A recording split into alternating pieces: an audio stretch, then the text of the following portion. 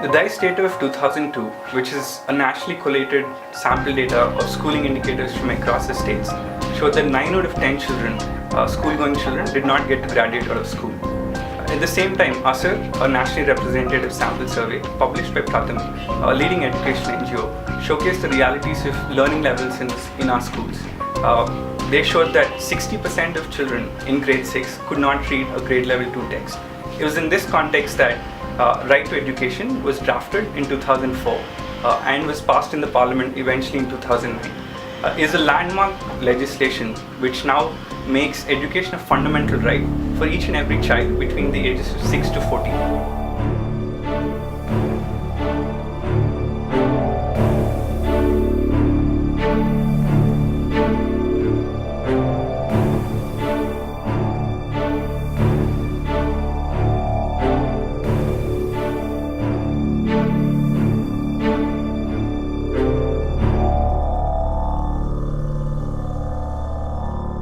In the last few years, we've seen that education is no longer something that has to be forced down people's throats. It's become a demand-driven scheme. And this has led to large enrollment gains across India. However, this enrollment increase hasn't, in fact, testing has shown that it's not resulted in an actual increase in learning. Now, in this context, the government did pass a right to education to try and bridge these gaps. So now education is of the standard of a fundamental right. And within the right to education, Article 12 calls for integration of schools, which is essentially that in all privately funded schools, you have, in all private schools and all government recognized private schools, 25% of the seats are to be reserved for students from economically weaker sections, EWS category. This integration is not just about, it's not just something of a top-down thing to help the poor, so to speak. It's about integration as a goal in and of itself benefits all parties involved.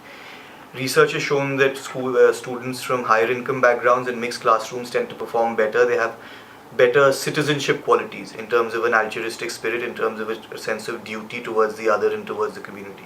Obviously, for the low income students in mixed classrooms, the quality of teaching is higher, the quality of retention is higher, and there's a positive peer effect from the children of high income schools. Right to education is supposed to be a boon meant to bridge the gap in the education sector. However, a right in itself cannot ensure the students from economically weaker section education of the highest quality.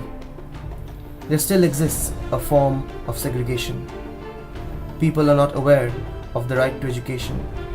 There is no proper integration and inclusion of students from the economically weaker section of the society, which eventually leads to their seclusion.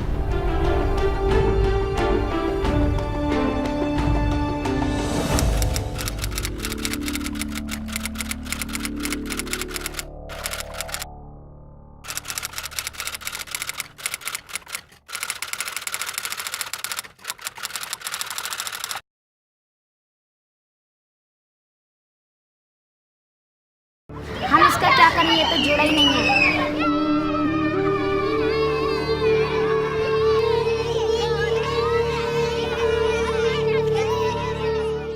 An opportunity to do something, and our school culturally had already got that in place, that we are here to work for the students, we are here to work for a future career. So when this order came in, it came in very happily because we had a management who was very sensitive towards it, and they really were pro this act, and they said that it's one good opportunity for us to return back to the community. And with that kind of a support, it was very, I was in complete alliance with what the management, in fact it came in as a big support. And we never looked at it as something which has come in as a structure, etc., or the government has to intervene, we have to look for money, or there are some compensations. That was never the agenda. The agenda was that these children have come in. And for us the challenge was that, okay, or the satisfaction would have been, what is it and how is it that we can make a difference to their lives.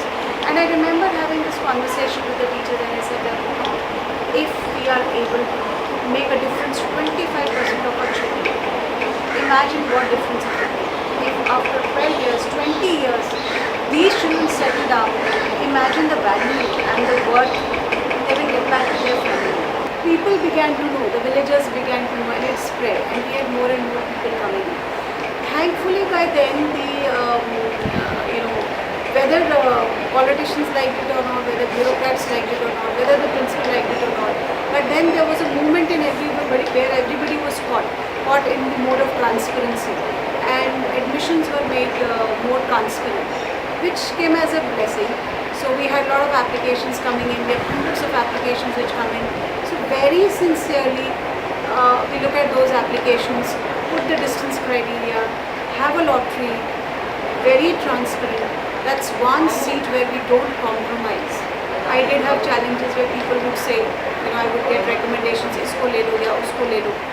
And we never did that. We never compromised with those seats. We said we are not going to compromise. If we make a compromise, we make a compromise only with the management quota, because the school has been in demand and there are people who are in the queue waiting for the admissions to happen. A lot of pressure on us to give admissions, but we never compromised. We realized that it is not, they are not up to the level. Age-wise they might have fit in, class-wise they might have fit in, but the academic level of these children was much more than the other children because of their experience of their learning in the school. So we started till date, we had this practice. So we started taking these children out, so the teachers were given extra substitutions during the normal school hours as well, where these children would be taken out. The teachers would work one-on-one with these children and work with them for 1.5 months. Especially we work on English and maths. So we started supporting them outside the classroom, and once they were up to some level, we again allowed them to continue in the same period with Hindi was never a problem. Hindi is a continue. Science gradually we began to understand. So focus went on English and mathematics. So we kept getting them in and out and doing extra. And then there were teacher volunteers who would actually stay back after 2:30 and then teach these children, which is a practice even now. So whenever we meet challenges that the children are not up to the mark, there are certain gaps, they're not getting assistance, that happens even now. That work is given. In terms of infrastructure, the children were begun to learn computers, so they know as much as the other children know. They have the freedom of using the computers in the school. They can stay back after 2:30 before the school is open, the admin is working, so they can comfortably work in the labs and do their work. We, you know, since we know that they don't have computers at their place, so we used to always, like summer vacation work, we would always put that work on the, you know, at the reception. We would always give them a hard copy of that. And with a lot of worksheets and assignments, we kept giving hard copies to them. So we didn't have ERP system right from the beginning where we were posting, you know, on the website. But even of late, in the last 2, 3, 4 years when we've had it, we've not really given them just the soft copies. So we give them the hard copies where they're expected to check and bring it back. Or they can sit on the computers and do it from the school.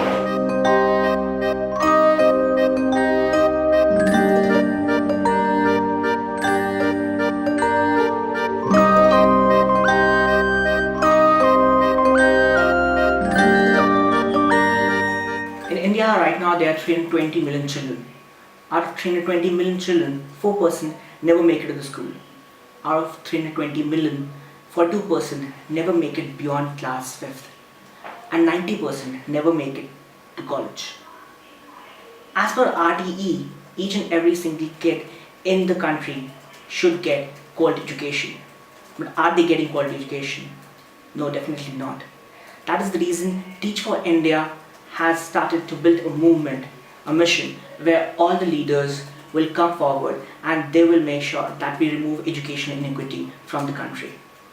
Teach for India hires the best leaders from top colleges and companies who are placed in low-income private schools and government schools, where they go and teach kids into classes, and they are responsible for these kids. They make sure that these kids come to the school each and every single day, they get quality education, and they not only promote to the next class, but they actually promote with good grades, with real good education. Teach for India fellows go into a class and teach each and every single kid without discriminating between them. They make sure that all the kids not just receive education, but they receive quality education. Now, some wise person once rightly said, it takes a village to educate a child. And at Teach for India, we believe that as well. It takes an entire community to educate a child. And one of the ideas that we're trying to really work hard on is how do we take this young, passionate and talented fellows during the course of fellowship to be heavily invested in education reform, and how do we together as alumni work together towards alumni reform, as alumni work towards education reform. Now, so one of the platforms for that we envisage is Project Ekalavya, where we want to collectively put all our resources and energies as alumni and as fellows to work to making this progressive law a reality. Teach for India started in 2009 as a movement to get bright young individuals across India into the classrooms as in the role of teachers. The idea behind that, the main need behind that was the shortage of teachers across schools, especially government schools and low-income private schools. Fellows have over the past 3-4 years now tried to bridge that gap in terms of quality education, bringing children up to their level, up to the level of the standard. And along with that, the fellows also work in the communities with parents to bring children inside the classroom to achieve 100% attendance. So there is a whole movement right now where Teach for India, through the fellows and through the alumni movement, is playing a big role in assisting the government in an R&D, in an experimental way, to give them quality interventions which the government can then in the future scale. So I joined Teach for India 1 year back, and I got my own classroom. Initially it was a very difficult job. I came to the school and the kids were really behind their grade level. At that time they could not understand a single word of English. They were already in 2nd grade, but they could not write their ABCDs or not even their names. It was a struggle initially because it was very hard to know where should I start from. But because of the support that I got from Teach for India, and also because of the struggle that I did back in my home to prepare for their lessons every day, to make plans for them every day, I was somehow able to move them forward, and slowly, gradually their development took place. They started speaking ABCDs, then they started doing well in their maths as well. Their confidence grew and they started speaking in English, and somehow everything gelled together, and after 1 year I could see a wonderful growth in them. And this is something that I didn't expect when I started this fellowship, but now when I look back, I think they have made a tremendous growth, and it has been a tough journey, but due to my continuous effort and innovative methods of teaching, I bring in different charts in my class, I bring in different games to teach certain stuffs, like I teach English through videos, I teach maths through games, and trying different things in my class has been the key to success for us. For me, Right to Education began in 2010, and when it came as a policy, it had a lot of benefits that one could look at it. It took care of students' academic growth. It could take care of the kind of infrastructure the kids were being taught in. That means the zillions of schools that we had across India would have then a standard a standard structure that they would follow, infrastructure-wise, academic-wise, assessment-wise, growth-wise, and that kind of showed some kind of uniformity. But now you see it being into action for the last 3 years. All the loopholes started to come into play. The biggest is the policy makers had a beautiful vision in mind, and whatever you would hope an education policy to have, and it has all those, not all, but good points, but then it's very far away from reality. If you look at just the Delhi schools, the high income and the low income, you can easily see the disparity. Just in the low income schools, the way they are certified, the kind of infrastructure that's there, the kind of academics that are there, the way assessment is run, and constantly the assessment is being revised. Again, RTE says no differentiation, no failing, no, everybody should get a free jump into the next grade, which again, if the child was performing brilliantly and did not have, let's say, handicaps in academics, you would still bump them to the next grade. So that's one small thing that you would look at. You would look at the big thing that we're going to talk a little bit more about is the inclusion aspect of it. How the low income strata of kids and the kind of education they get through different schooling channels, could be government, could be private, could be NGO driven, could be partnerships, Again, they vary in academics, they vary in the kind of exposure those kids get to all the high academic, again, I would use the word strata because that defines the academic level in India today. It's nothing to do with the kind of education given, but it all is dependent on the kind of background the kids come from. Which RTE did look at, but again, putting it into action, it's not happened because they didn't look at the grassroots issues, they didn't look at how they would execute it, and more importantly, how would they train the school administration to run RTE effectively, and not all clauses, maybe just specific clauses in those schools. I'm not even sure if our schools, managements in our schools, meaning Teach for India schools, even understand or know all the clauses of RTE. You know, it's just the awareness, so leave alone training, which is its next step. We're not even aware of the policy in specific. At Teach for India, I think our mission is the same. The policy talks about rights to education. We believe in the right to education, but then we want our kids and all kids of India to get excellent education at the end of the day. So Teach for India works with that mission that all children one day should get excellent education, which I think resonates a lot with RTE if you look deeply into it. Our fellows, and I'm going to talk about Teach for India in buckets because it will just give you a better understanding of how we include RTE in our working, not very, very consciously. It's very subconscious, but it's all being done. For example, we bring in parent investment. Parents need to know what kids are doing and they need to be responsible.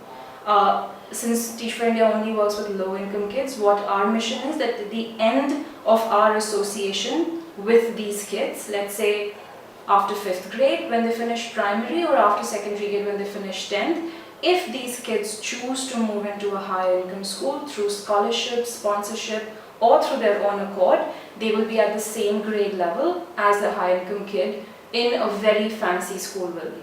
It's been 1 year that I've been teaching now.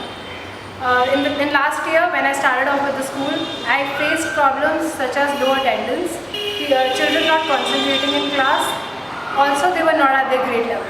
I started teaching grade 2, but at that time they could barely recognize letters and identify letter sounds. When I started off, I tried to use innovative techniques.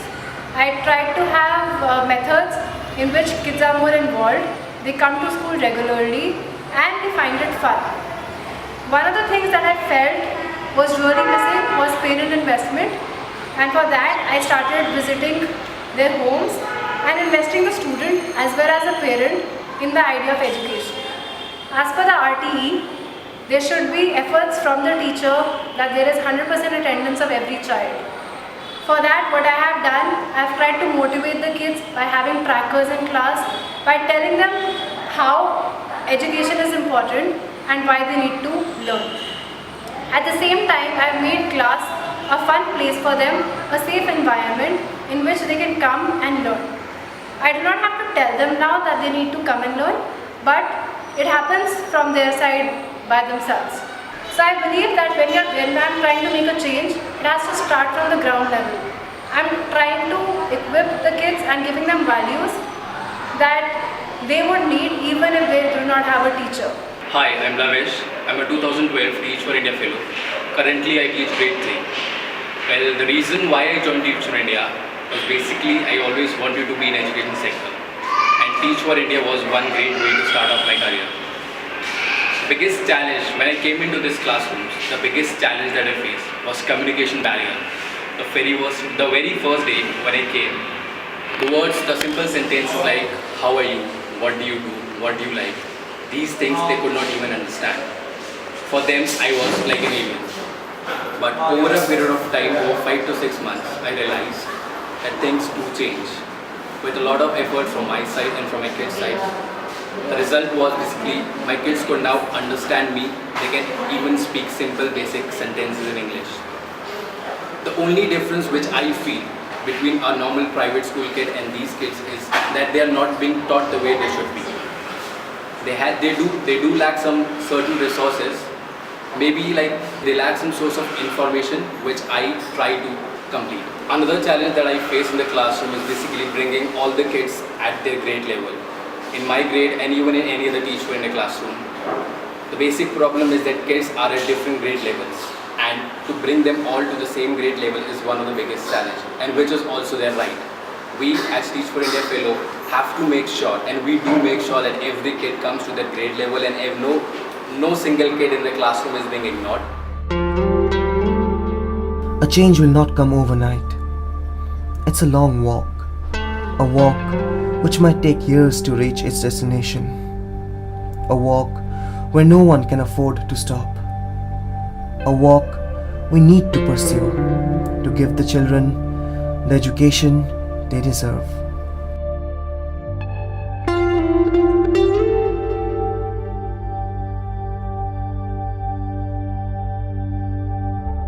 Thank you.